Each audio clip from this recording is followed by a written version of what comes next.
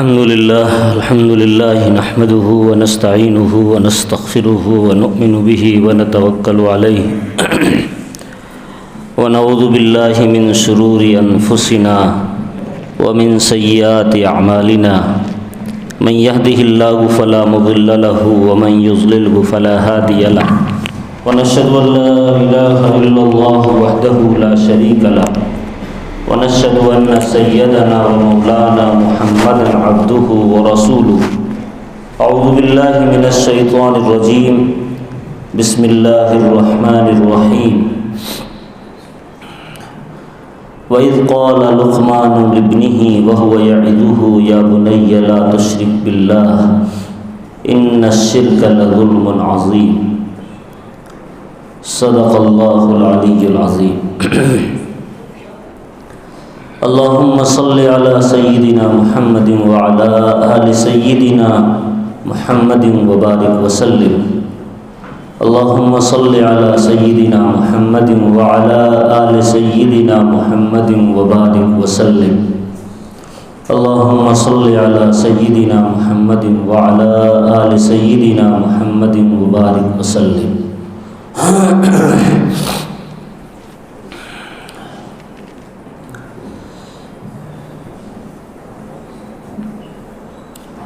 محترم بزرگوں،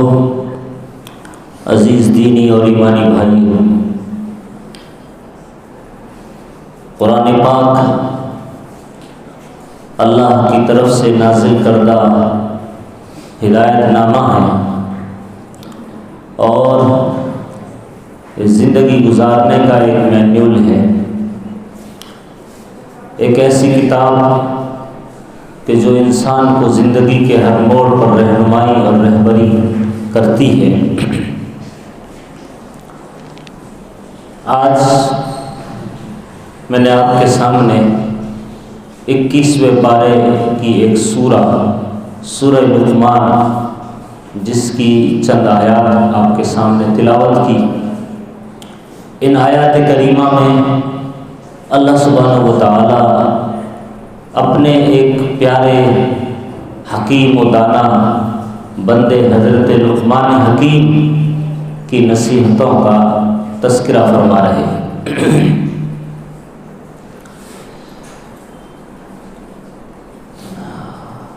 لقمان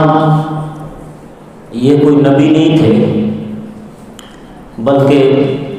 اللہ کے ایک ولی صفت انسان تھے اور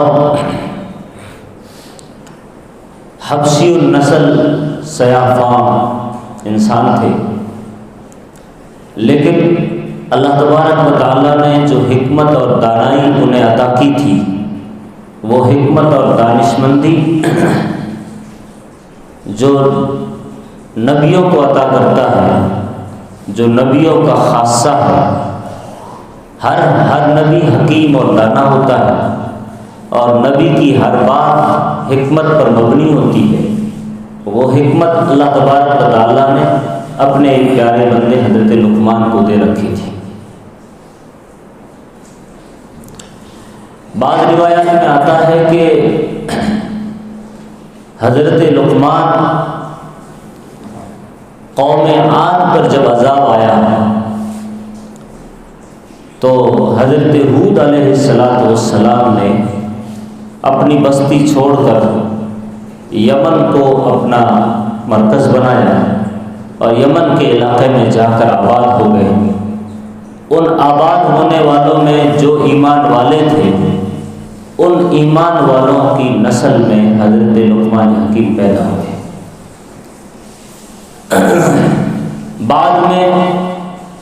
روایات میں آتا ہے کہ اللہ تبارک و تعالیٰ نے حضرت لقمان کو یمن کی حکومت بھی عطا کی۔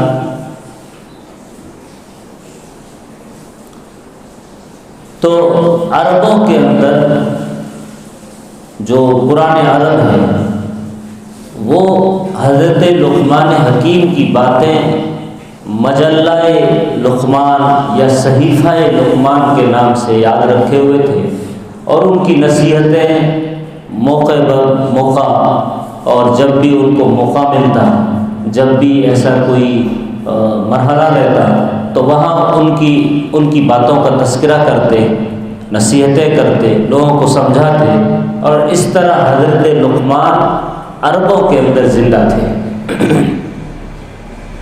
نبی کریم صلی اللہ علیہ وسلم جب ہجرت کر کے مدینہ منورہ آئے تو ایک صحابی حضرت سوید بن صامت رضی اللہ تعالیٰ عنہ، جو لقمان حکیم کا مجلہ ان کے پاس تھا اور بڑی نصیحتیں ان کو یاد تھیں، انہوں نے جب اللہ کے نبی سے قرآن پاک سنا اور قرآن کی حکمت اور دانشمندی کی باتیں سنی تو بہت ہی زیادہ متاثر ہوئے اور متاثر ہو کر مسلمان ہوئے۔ یہ صحابی فرماتے ہیں کہ مجھے لقمان حکیم کے مجلے سے پہلے ہی اشارے مل چکے تھے کہ حکمت اور دانشمندی اور نصیحت کی باتیں، جب وہ باتیں نبی کی زبانی سنی تو لقمان حکیم کی باتیں نبی کی زبانی جو باتیں وہ سن رہے تھے وہ میچ کھا رہی تھی، تو اس لیے بڑے متاثر ہوئے۔ تو بہرحال عرض یہ کرنا ہے کہ لقمان اپنے بیٹے کو چند نصیحتیں کر رہے ہیں اس صورت کے اندر۔ وہ باتیں ایسی ہیں کہ آج کے دور میں ہر باپ نے، ہر بڑے نے، ہر ذمہ دار نے، ہر سرپرست نے، ہر گھر کے بڑے نے یاد رکھنا چاہیے اور اپنے بیٹوں کی، اپنی آل و اولاد کی تربیت اسی انداز سے کرنا چاہیے جس طریقے سے حضرت لقمان اپنے بیٹے کو کر رہے ہیں۔ ظاہر ہے لقمان حکیم ایمان والے بندے تھے اور ان کا بچہ بھی ایمان والا تھا، لیکن لقمان حکیم نے نصیحتیں کرتے ہوئے جو پہلی بات اپنے بچے سے ارشاد فرمائی وہ یہ تھی کہ بیٹے شرک مت کرنا۔ اب آپ اندازہ لگا سکتے ہیں کہ لقمان حکیم کو شرک کے بارے میں کتنی فکر لاحق تھی، یا یہ کہ اس جرم کی سنگینی کتنی خطرناک ہے، یہ بات ان کے سامنے کھلی ہوئی تھی، اس لیے اپنے بیٹے کو کہہ رہے ہیں شرک مت کرنا۔ ظاہر ہے ان کا بیٹا کوئی شرک کی بتوں کی پوجا کرنا، آستانوں کی پوجا کرنا یہ نہیں کریں گے، لیکن مقصد یہ تھا کہ چھوٹا سے چھوٹا شرک بھی مت کرنا۔ جس کام سے شرک کی بو آئے، جس کام سے اللہ کی طرف سے دھیان ہٹ کر دوسرے کی طرف چلا جائے، کسی سے متاثر ہو جائے اور کسی کو آپ اپنا آئیڈیل، اپنا رہنما اور اس کی ہر بات اپنے سر لاد لیں، یہ بھی ایک طرح کا شرک ہے۔ تو چھوٹے سے چھوٹے شرک سے لے کر بڑے شرک کی اللہ تبارک و تعالیٰ نفی کر رہے کہ شرک مت کرنا۔ اب آج کے دور میں ہر باپ اور ہر بڑا اپنے ذہن میں اس بات کو رکھیں اور کبھی غور کریں کہ ہماری اولاد، ہماری گھر کی نسل، بچے ہوں، بچیاں ہوں، کیا ہم ان کو اس طرح لے کر کبھی بیٹھے ہیں، یا باپ کو کبھی موقع ملتا ہے، یا کبھی ایسا ٹائم نکالتے ہیں ہم کہ اپنے بچوں کو لے کر کے بیٹھے ہیں اور کچھ باتیں نصیحتیں کر رہے ہیں، اچھی اچھی پیاری پیاری باتیں، کوئی واقعات جس سے کچھ عبرت اور کچھ نصیحتیں ملے، کیا ہم اس طرح کی باتیں کرتے ہیں؟ ہر ماں کو سوچنا ہے، ہر باپ کو سوچنا ہے، ہر بڑے بھائی نے سوچنا ہے۔ آج کے دور کا سب سے بڑا ضروری کام جو بن جاتا ہے وہ یہ ہے، جہاں انسان اتنا بھاگم بھاگ میں لگا ہوا ہے کہ اسے موقع ہی نہیں ملتا۔ گھر میں آیا تو کوئی نہ کوئی ضرورت ہے، کوئی نہ کوئی کام ہے، بس کھانے کے لیے بیٹھا چلا گیا، شام کو کھانے کے لیے بیٹھا تھوڑی دیر کے بعد سو گیا، ٹی وی آن کیا، ٹی وی دیکھ لیا، موبائل آن کیا، موبائل دیکھ لیا۔ یہ جو گھر کا ماحول ہے، جو گھر کے بڑے نے بنانا چاہیے، اس کے تعلق سے کتنے ہم فکر مند ہیں۔ تبھی تو آج کل نسلیں جو ہے مرتد ہو رہی ہیں۔ انہیں پتہ ہی نہیں چل رہا کہ یہ شرک ہے اور ایسے کاموں میں لگے ہوئے ہیں۔ مثلا آج پبلک ہالیڈے ہے، دہی ہانڈی، ہمارے ہندو بھائی اس تہوار کو اس نام سے مناتے ہیں، تو کتنے مسلمان ہیں جن کے پیسے اس میں لگ رہے ہیں، کتنے گھروں سے چندہ ہوتا ہے، اس عنوان پر کتنے ناٹک ہوتے ہیں، کتنے اسٹیج لگائے جاتے ہیں، اور اس میں ہماری نوجوان نسل بیٹھتی ہے، جاتی ہے، چندہ دیتی ہے، شریک ہوتی ہے۔ وہ گنپتی کا موقع ہو یا کوئی اور موقع ہو، ہندوؤں کے، ہمارے بھائیوں کے جتنے تہوار ہیں، ان تہواروں کے اندر ہمارے، اور اچھا اس میں جو بڑے امیر کہلانے والے جو لوگ ہیں وہ اپنا پیسہ ادھر لگانا فخر کی بات سمجھتے ہیں،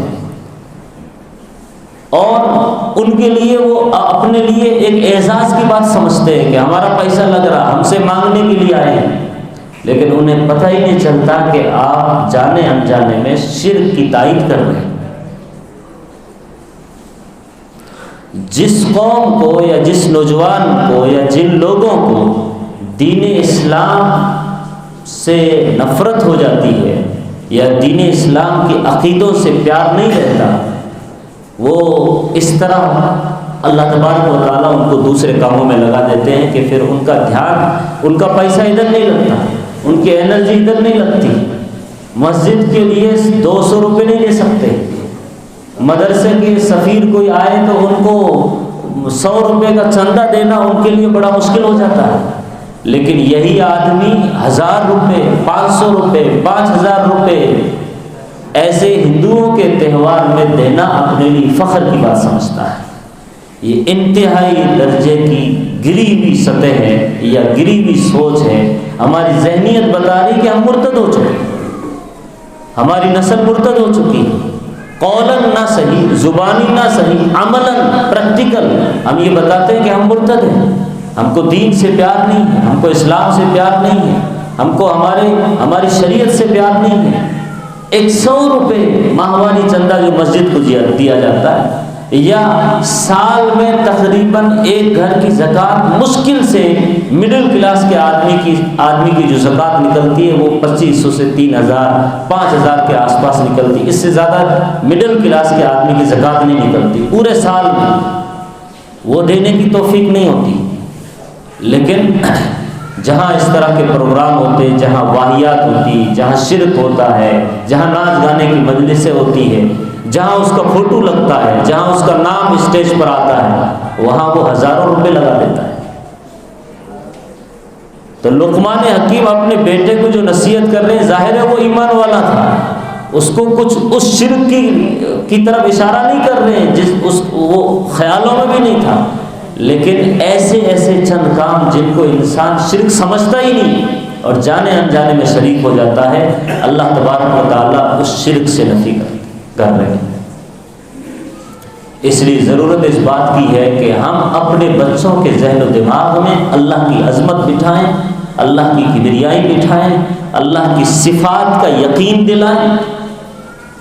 اللہ کے 99 ناموں کی جو تعریف بن سکتی ہے آپ سے وہ کیجیے، اور اپنے بچوں کو سمجھائیے کہ اللہ یہ ہے، اللہ یہ ہے، اللہ یہ ہے، اللہ کی طاقت ایسی۔ کل میں اپنے لیکچر میں بچوں کو سمجھا رہا تھا کہ یہ جو فنگر پرنٹس ہے آدمی کے، اس پر ریسرچ جو ہے سن 1900 کے اندر یعنی 19ویں صدی کے اندر ابھی ہوا، ابھی 2000 چل رہا ہے، تو تقریباً 150-200 سال کا عرصے کے اندر اس پر ریسرچ ہوا، اور انسان کو پتہ چلا کہ یہ جو فنگر پرنٹس ہے یہ کسی انسان کا میچ نہیں ہوتا۔ حالانکہ کوئی بھی چیز میچ نہیں ہوتی، کسی کی آنکھیں میچ نہیں ہو سکتی، کسی کا کلر میچ نہیں ہو سکتا، لیکن یہ اتنی بڑی چیزیں ہیں کہ انسان نے خیال لگا لیا یا انسان دماغ لگا سکتا ہے کہ بڑی چیز کو بنانا ڈفرینٹ آسان ہے، لیکن ایک چھوٹی سی چیز اس کو ڈفرینٹ یا الگ الگ بنانا مشکل کام ہے۔ تو اللہ نے اسی کا ذکر کیا قرآن پاک کے اندر، سورہ قیامہ کے اندر، بلا قادر ایحسب الانسان ان لن نجمع عظامہ بلا قادرین علی ان نسوی بنانا، سورہ قیامہ میں ہے۔ مکے کے کافروں نے نبی علیہ السلام سے پوچھا، پہاڑوں کے پیچھے سے ہڈیاں لائے، ایک بورے ایک پوتے کے اندر بھر کے، اور لا کر کے نبی علیہ السلام کے سامنے ان ہڈیوں کو ایسا چورا کر کے بکھیر کے ہوا کے اندر پھونک مار کے اڑایا، اور نبی سے پوچھا کہ کیا تمہارا خدا ان ہڈیوں کو واپس اسمبل کرے گا، ان ہڈیوں کو جوڑے گا اور اس میں واپس سے جان ڈالے گا؟ تو اللہ تبارک و تعالیٰ نے جو جواب دیا وہ یہ کہ تم اللہ کے بارے میں یہ چھوٹا سوال کر رہے ہو کہ ہڈیوں کو کیسے جوڑے گا، جان ڈالے گا۔ اللہ تو ہڈی کیا، یہ جو انگلیوں کے پورے ہیں یا جو فنگر پرنٹس ہم جس کو بولتے ہیں، اس کو بھی مس میچ نہیں ہونے دے گا، مسنگ نہیں ہونے دے گا، اس کو بھی جس آدمی کا جو فنگر پرنٹ ہے وہ اس کے اندر واپس سے ڈال دے گا۔ بلا قادرین علی ان نسوی بنانا، بلا قادرین علی ان نسوی بنانا، بنان کہتے ہیں انگلیوں کے فنگر پرنٹس کو۔ تو اللہ وہ ذات ہے، انسان ابھی ریسرچ کر رہا ہے۔ اللہ تبارک و تعالیٰ نے قرآن پاک میں برسوں پہلے 1400 ساڑھے 1400 سال پہلے ذکر کر دیا، تو یہ صرف یہ بات پر انسان غور کر لے تو یہ سمجھ میں آ جائے کہ قرآن اللہ کی کتاب ہے، کیونکہ انسان ابھی ریسرچ کر رہا ہے۔ 1400 سال پہلے اس کا ذکر آنا یہ کوئی انسانی دماغ تو نہیں کر سکتا تھا، انسانی دماغ کرتا تو پہلے ہی کر لیتا۔ ابھی یہ سن 19 صدی کے اندر انسان نے ریسرچ کیا، تو اتنا پہلے آنا، اتنے 1400 سال پہلے اس کا ذکر کرنا، یہ اس بات کی دلیل ہے کہ قرآن اللہ کی کتاب ہے۔ یہ بچوں کے ذہن و دماغ میں عقیدے کو ایسا مضبوط کرنے کی ضرورت ہے، گاہے بگاہے مثالوں کے ساتھ، اگزامپل کے ساتھ، اس وقت کی سب سے بڑی ضرورت ہے۔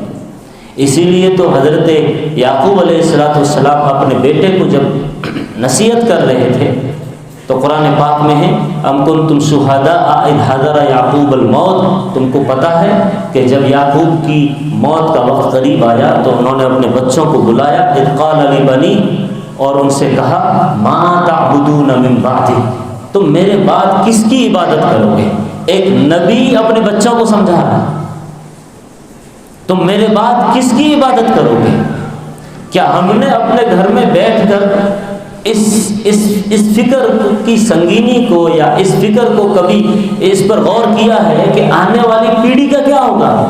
آنے والی نسل کا کیا ہوگا؟ آج کی نسل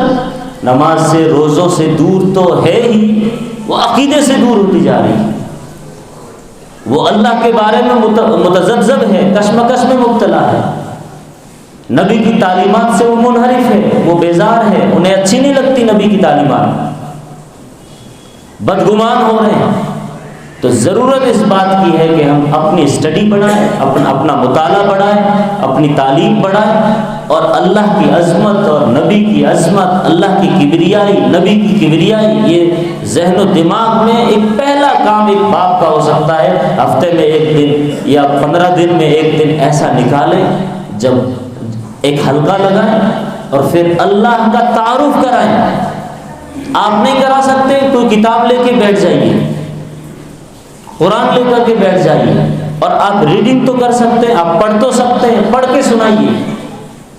یہ اگر ہم نہیں کریں گے تو آنے والی پیڑھی کی کوئی گارنٹی نہیں کہ وہ ایمان پر رہے گی یا نہیں رہے گی۔ جس طریقے کے حالات ہیں، جس طریقے کا ماحول ہے، جس طریقے کا ایجوکیشن ہے، قدم قدم پر ہمارا بچہ شرک کرتا ہے، گھر سے باہر نکلا ہر موقع پر اس کے ذہن و دماغ میں ساری جو خرافات ہیں وہ شرکیاں ہیں۔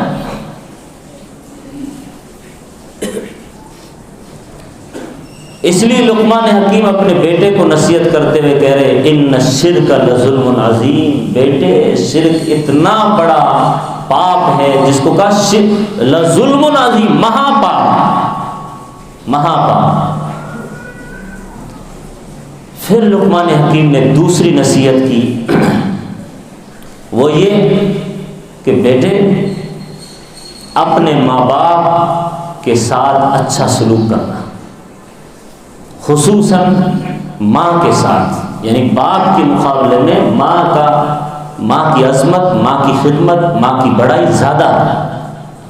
ادب اور احترام دونوں کا کرنا ہے، لیکن ماں کا 3 گنا زیادہ ہے، اس لیے کہ ماں تکلیف پر تکلیف، درد پر درد، مصیبت پر مصیبت جو اٹھا کر کے تم کو جو پیدا کیا، جنم دیا،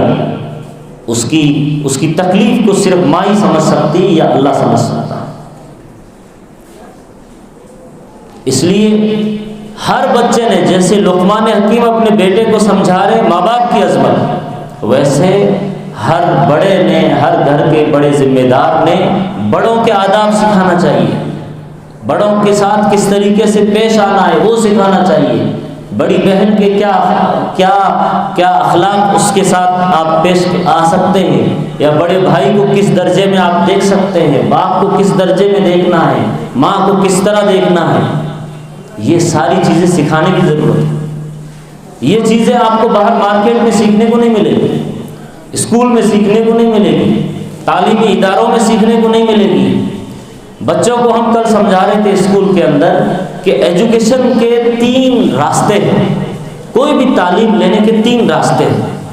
2 راستوں پر انسان محنت کر رہا ہے، ایک راستہ جو فطری ہے، جو لاجیکل ہے، جو انسان کی فطری نیڈ ہے، نیچرل نیڈ ہے، اس کو چھوڑ دیا ہے۔ ایک 5 سینس جس سے انسان نالج لیتا ہے، کسی کو دیکھ کر، کسی کو سن کر، کسی کو سن کر، کسی کو چکھ کر، کسی کو اپنی جسم سے محسوس کر کے انسان اندازہ لگا سکتا ہے کہ یہ سرد ہے، یہ گرم ہے، یہ ٹھنڈا ہے، اس کا ٹیسٹ یہ ہے۔ ایک نالج کا ایک راستہ، ایک طریقہ یہ ہے۔ دوسرا طریقہ عقل ہے کہ کچھ باتیں ایسی رہتی انسان اپنے دماغ سے، اپنے عقل سے اندازہ لگا سکتا ہے کہ اس کا مطلب یہ ہونا چاہیے۔ جیسے کہیں پر دھواں نکلا تو آپ نے آنکھوں سے اندازہ لگایا کہ دھواں ہے، لیکن دماغ بولے گا آگ ہے تو دھواں ہے۔ لیکن ایک ایسا راستہ جس کو وحی بولتے ہیں، جس کو وحی بولتے ہیں، یہ بچوں کو سمجھانا پڑے گا کہ وحی کا آپ کے پاس ہونا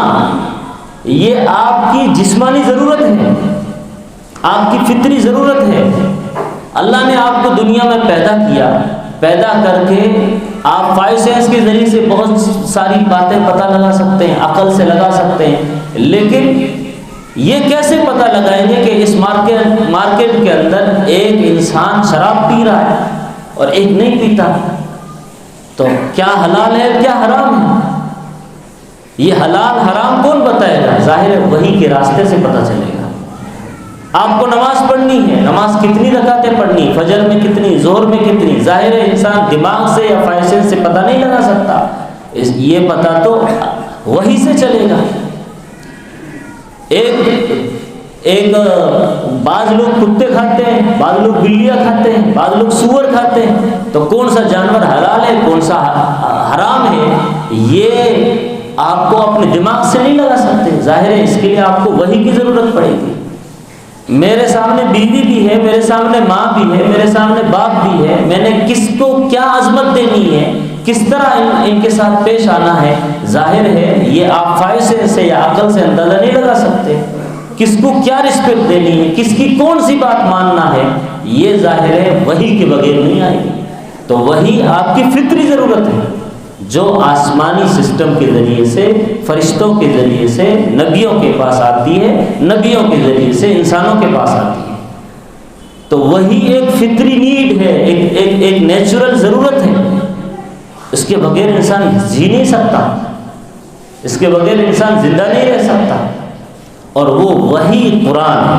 وہ وہی نبی کی تعلیمات ہے۔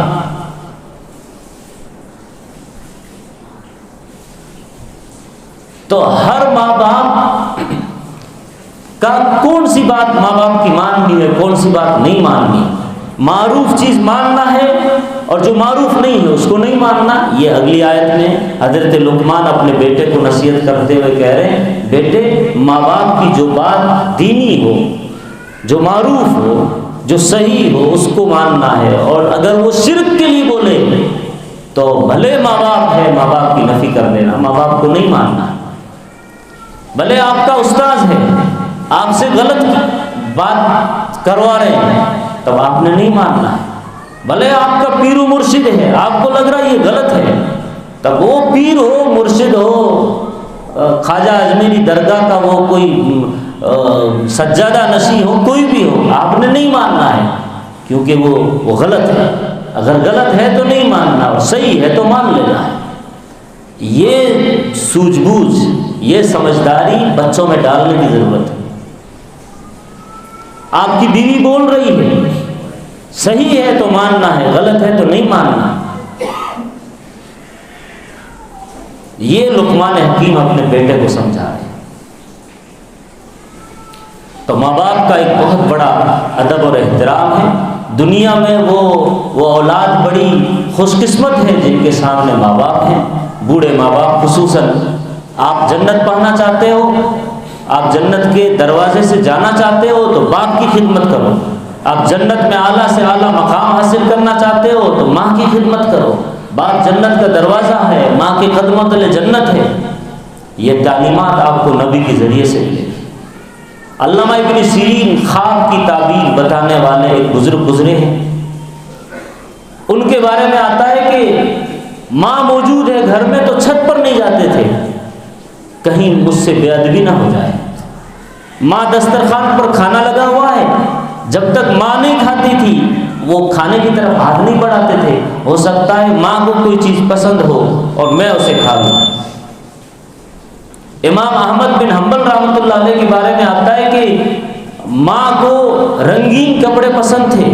تو رنگریز سے رنگاتے تھے اور دیتے تھے۔ ایک مرتبہ دل میں خیال آیا کہ یہ خدمت میں خود کیوں نہ کر لوں، تو رنگریز کے پاس گئے